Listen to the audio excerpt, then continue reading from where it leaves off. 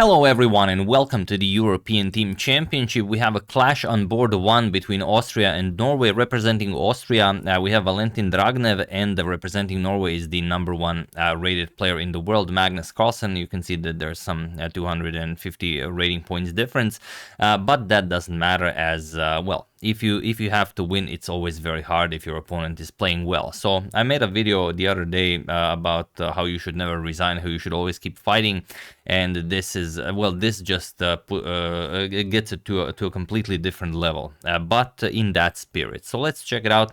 Valentin has the white pieces and he opens with e4. Magnus goes for his Sicilian defense. We have pawn to c5, knight f3, knight to c6, and now bishop to b5. He goes for the Nimzovich-Rossolimo attack, pawn to e6, and now castles. We have knight g to e7 and rook to e1. And here, a6 is the most common move, but Magnus goes for knight to d4. It's a bit of a trickier line, but still very much played. Knight captures, c captures, and pawn to c3 now, challenging the pawn here.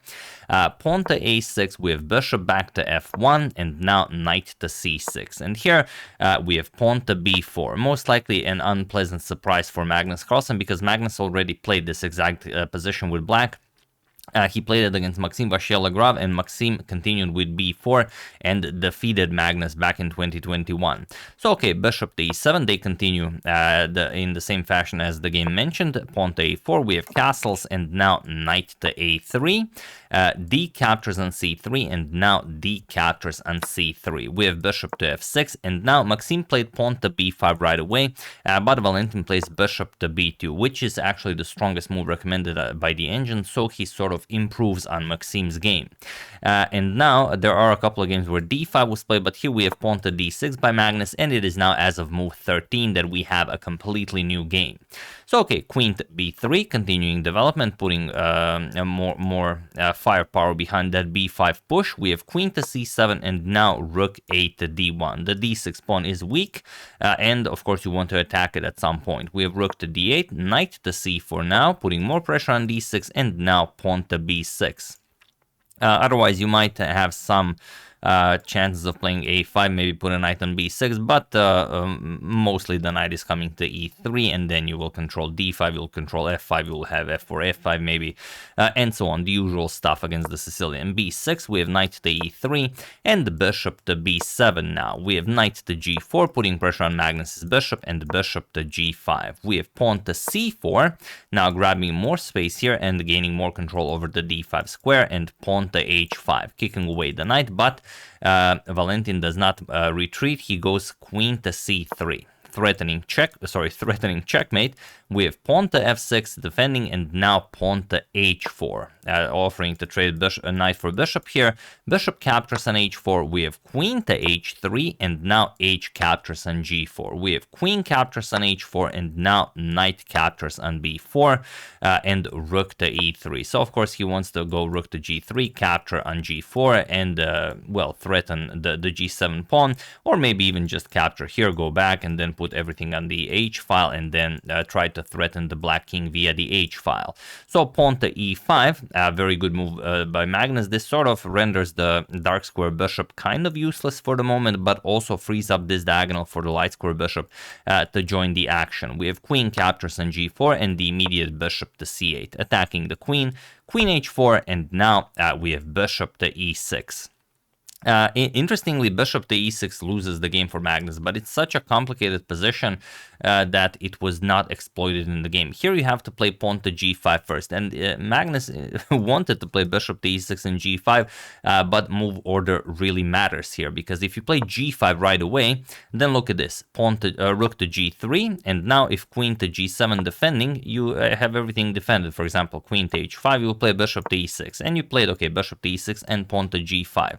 The difference in the defense with bishop to e6 first is that now rook to g3 cannot be countered with pawn to g5. Now if you play pawn to g5, there's this nasty bishop to c1 move, and the rook moved from e3, so bishop captures on g5 is actually a terrible threat. If you play something like rook d7, you want to help out with the defense, still just captures, f captures, and now queen to h6 first. The bishop on e6 is undefended, so you will use that to lift your queen up the board, and now it doesn't matter. Let's say bishop captures on c4, you will capture here, and now finally after rook captures on g5 check, king f7, rook g7 check, king to e8, and now of course queen to h8 check. You will have to block with the queen, and then you'll just checkmate the black king. So that's the difference between bishop e6 followed by g5 and g5 followed by bishop to e6. So Magnus has to figure out a different defense. He plays rook to f8, and now we have bishop to c1. Again, waiting for that g5 push from Magnus, we have rook to a7, and now bishop to e2. And now Magnus plays queen to d8, again allowing Valentin here to take advantage of this position. But again, it's very, very complicated. He played rook to g6, which is very nice, but f4 seals the deal right away. I will show it just because it's a lot of fun. For example, f4, if you capture on f4, then bishop captures will put too much strain on black's position with the d6 pawn hanging in the balance. And also, if you don't play that, if you play f5, which is the strongest defense recommended by the engine, then rook g5, and after knight to c6, you will play bishop to h5 with the idea of bishop to g6 followed by queen to h7 checkmate. So you have to stop this bishop to f7, and now rook to d3, and now the other rook joins the attack. For example, bishop captures, you'll play queen captures, and after queen e8 offering a queen trade, you will play queen to h6. And again, the d6 pawn is very weak. The rook is coming into the attack via the g3 h3 squares. That's how you win this. But easier said than done. Rook to g6 was played right away, which is still perfectly fine. Rook to d7 by Magnus, and now we have king to h2. Interestingly, bishop to h6 here is the way to go. Point is that after bishop to h6, yes, the g7 pawn is covered, but even after, let's say, rook f to f7, bishop to h5 comes. That's the problem. And now if you start running away with the king, now bishop to g4 is very strong. This undefended bishop on e6 is always the problem. For example, bishop captures on g7 check first, and after rook captures, now you go queen to h8 with check, and after king e7, now you start capturing. Rook captures on g7, king to e6, and now even rook to g8, putting pressure on the queen. And also the problem is that the bishop will get trapped. Once the queen moves, if you want to save the queen, you have to play something like queen to c7, and then f3 also wins the bishop here. So the black king will not survive on e6. But okay, here king to h2 was played first, with the idea of bringing the rook into the game, not via the d3 square, since Magnus is reluctant on moving the knight from b4. The d3 square is guarded, so now Valentin wants to play rook h1 and then put the king just back to g1. And okay, Magnus gets sort of a free move here, rook f to f7, and now rook to h1. We have king to f8, Magnus now starts running away, king to g1, and now king to e7. We have queen to g3. The idea is, of course, put more pressure on that g7 pawn. Queen to g8, defending. We have bishop to e3 now, going after the undefended b6 pawn, and rook to b7. So the weak points g7 and b7 are and b6 are the ones that have to be defended at all times. And now pawn to f4. This is the true move to break through. E captures on f4, bishop captures, and now rook back to d7. Adding a defender here, as bishop captures on b6 was the threat, and now comes rook to h5. Here, Valentin had some 4 minutes on the clock, Magnus had over 20 minutes, and 2 more moves need to be played in order for time control to be reached. So this is a big moment for Valentin. Magnus plays knight to c6, and now again Valentin's position is winning, but he has to find the correct idea. Now there were so many possibilities for a pause the video moment in this game, as it's really a complicated one, but I thought this would be a nice one. So feel free to pause the video and try to find the only winning idea for Valentin while I give you a couple of seconds.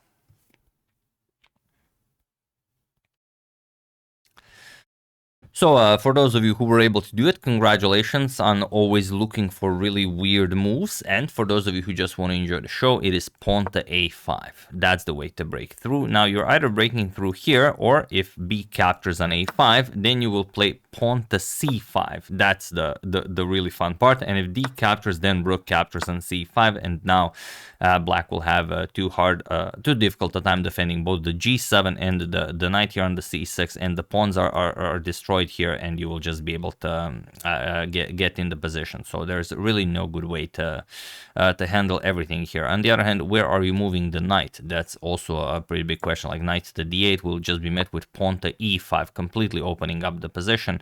And now there's really no good move here. If you capture, then bishop to g5 check comes, you go back, then rook to c8 will come, and well, very quickly you will collapse.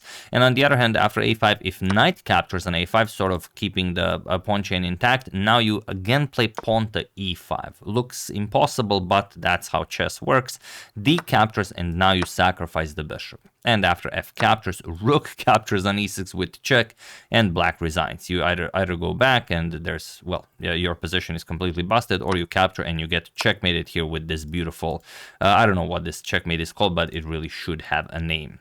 So that's what you should do. However, queen to h4 was played, sort of threatening rook to h8 to trap the black queen, and now Magnus should play queen to a8. It's sort of the only way to survive, and I'm going to show it because it's a classical game and these variations are extremely difficult, but even if queen to a8 is played, bishop to g5 still is very, very annoying. But luckily now you have knight to d4 and black survives. Now the bishop is hanging. After the bishop moves, you will play f captures on g5, and okay, now you will capture rook, g captures on g5, and after queen back to f8, there's no way for white to actually do anything here. You're gonna go for a discovery, a nice rook to d5 check, g5 now, and after queen captures, now king to e8, and after rook captures on d4, winning back the material. Now you have rook f1 check, and after the king moves, you will play rook to g7, and black is back in the game. However, after queen to h4, this is move 39, so still not reaching time control. Magnus played rook to d8, and now again white is objectively winning. Queen to f2 was played, going after the b6 pawn, and now rook to b8. Again, Magnus defends, the g7 is defended, b6 is defended, those are the two weak points, and now pawn to a5. It was only a matter of time before he plays it. Knight captures on a5, and now queen to d4, and this queen to d4 is sort of the fourth or third imprecise move that Valentin played, and this really allows Magnus back in the game. Of course, he's going after the d6 pawn, but it's much more potent to go for the d6 pawn this way, as it still puts pressure on the g7 pawn. And now, if you play rook to d8, for example, now again e5 completely blasts through the position. D captures, again you sacrifice the bishop, and after f captures, you have this rook captures on e5 move, threatening to capture on e6, and you cannot play this because rook captures on g7 wins the queen, so you have to defend with this rook, and then queen g5 check, king to d7, and now pawn to c5 before you start collecting material. B captures, rook e captures on e6. What do you play here? Rook captures, queen to d5 check. There's no way to defend here. You will move rook captures here, and then of course, the black king will get checkmated very quickly. However, after queen to d4, this allows Magnus to play queen to d8. Now that the queen and the rook are not pressuring the g7 pawn, the queen can move, and now e5 doesn't really do all that much. So rook to h7, and now knight back to c6, attacking the queen, queen back to d2, and now queen to c7, giving up the g7 pawn, but at least you are back in the game. Rook g captures on g7, and now rook to f8. We have bishop to h5 going after the rook here, but Magnus just goes knight to d8. Notice that if you go after rook captures on g7, it would be terrible, because after rook captures, you have to block, otherwise you're going to lose the queen. So you're going to play bishop to f7, and now you play bishop captures, and after rook captures, now bishop captures on d6. That's how you pull through captures, and now of course rook captures on f7 check to deflect the king from defending the queen here. And even if you don't do it, rook captures on f6 seals the deal. Captures, white has a queen, black doesn't. This is resigned. So after bishop to h5, knight to d8, Magnus sacrifices the exchange to survive, and okay, the game continues. Bishop captures on f7, rook captures, and now bishop to e3. So this is the position now. Magnus trades rooks, rook captures, and now knight to f7. We have queen to b4, putting pressure on the b6 pawn, and now queen captures on c4. We have queen captures on b6, and queen captures on e4. Rook to g8, still trying to go after Magnus's king, but now bishop to d7. We have have bishop to f2 and queen to d3 now, keeping an eye on everything and asking Valentin, do you have anything else to try here? Rook to g3 attacks Magnus's queen, queen to d1 check, we have king h2 and queen to h5 with check. And now, after defending for like 5 hours, it seems that Magnus finally gets his repetition of moves, but no, after king to g1, now Magnus continues and he wants to trade queens and play an endgame. Because even though he's down the exchange, he is up 2 pawns. So of course Valentin declines this, he goes queen e3 check, knight to e5, and now rook to g7 with check. We have king to e6, this is the strongest move. If you go back, then you will run into some problems after queen to a7. So king to e6 and now queen to h3 with check. Again, time trouble lurks, it's way back in. It's move 59, and Valentin has some 5 minutes on the clock, Magnus some 9 minutes on the clock. We have king to d5, now queen to h7, with the idea of, putting pressure on this knight and then maybe eliminating the bishop here. But pawn to f5 by Magnus, bishop to g3, and now knight to g4. It looks like Magnus blundered a piece here, but if Valentin grabs the bishop, then queen b1 check is checkmate. Not right away, of course, you have to block with the bishop, and then queen captures on e1 is checkmate as the knight covers the f2 and h2 squares. So after knight g4, queen to g8 check was played, bishop to e6, and now queen to a8 with check, king to d4, and now queen to a7 with check. King to d3, Magnus's king really looking like a fine attacker now, getting very close to that white king, but here comes rook to b7, attacking the queen, and now you really don't have a good attacking move. Rook to b1 will be played next to avoid any trickery, so Magnus delivers a check and offers a queen trade. Queen captures and c5 was played, and it was in this position on move 66 that Valentin and Magnus agreed to a draw, as there is nothing more to be done here. Of course, you could play a few more moves like d captures and c5, but after rook to b6 you will win the a6 pawn, and that's pretty much it. Magnus will be up 1 pawn, but down the exchange, this is objectively a draw. A fine escape by Magnus. He was lost for the entire game. Valentin played a brilliant game, but he missed a couple of crucial continuations that would allow him to actually take down an almost 300 higher rated opponent. That is the former world champion Magnus Carlsen. But yeah, still a fine win, and this draw wins his country of Austria a win over Norway, as on board 4 Austria also celebrated victory, so a draw on board 1 goes really a long way here for their team. So yeah, big congratulations to Valentin. He almost had it, but luckily Magnus escaped, luckily for Magnus, of course, and he doesn't lose a lot of rating points. As for a draw, he loses like maybe a 1 point something rating points. But yeah, again, very nicely played by Valentin. Really a gruesome game, excruciating pain playing this, defending this. But yeah, like I mentioned in the beginning of the video, this is how you defend. So yeah, always, persevere, and maybe it works out for you. So yeah, once again, really hope you guys enjoyed it, and also I'm very interested in hearing, have you watched the UFC today? If you guys followed that, what do you think about the fights, and what do you think about the two top main events? Very interested in your thoughts on that.